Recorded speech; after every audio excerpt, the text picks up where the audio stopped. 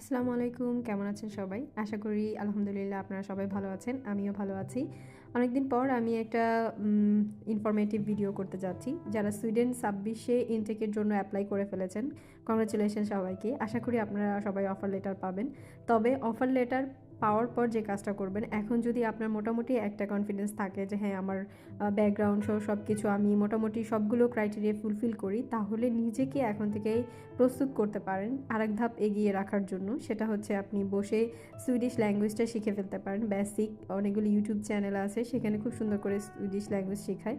এবং বাংলাদেশেও দু একটা একাডেমি আছে যেখান থেকে আপনি চাইলে সুইডিশ বেসিকটা শিখে আসতে পারেন। এবার আসি জব পাওয়ার ক্ষেত্রে। ধরেন সুইডিশ ভাষা দিয়ে কী হবে? আপনি জব পাওয়ার ক্ষেত্রে কিন্তু এখন জবে অনেক জায়গাতে বলে সুইডিশ জানা থাকলে আপনি প্রায়োরিটি পাবেন।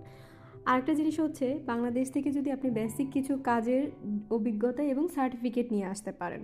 সেটা কি? জবের ক্ষেত্রে ধরেন আপনি বিভিন্ন রেস্টুরেন্টের শেফের কাজ, তারপরে বারিস্তা মানে হচ্ছে কফি মেকিংয়ের কাজ, সালাদ আইটেম, এই ধরনের কাজগুলো যদি আপনি শিখে একটা সার্টিফিকেট, বা বারবার মেয়েদের ক্ষেত্রে নেল এক্সটেনশন, আইল্যাশ এক্সটেনশন, এই কাজগুলো এখানে খুবই কমন। সো এই কাজগুলো যদি শিখে আসেন, আপনি কিন্তু জবের ক্ষেত্রে এক ধাপ এগিয়ে থাকবেন।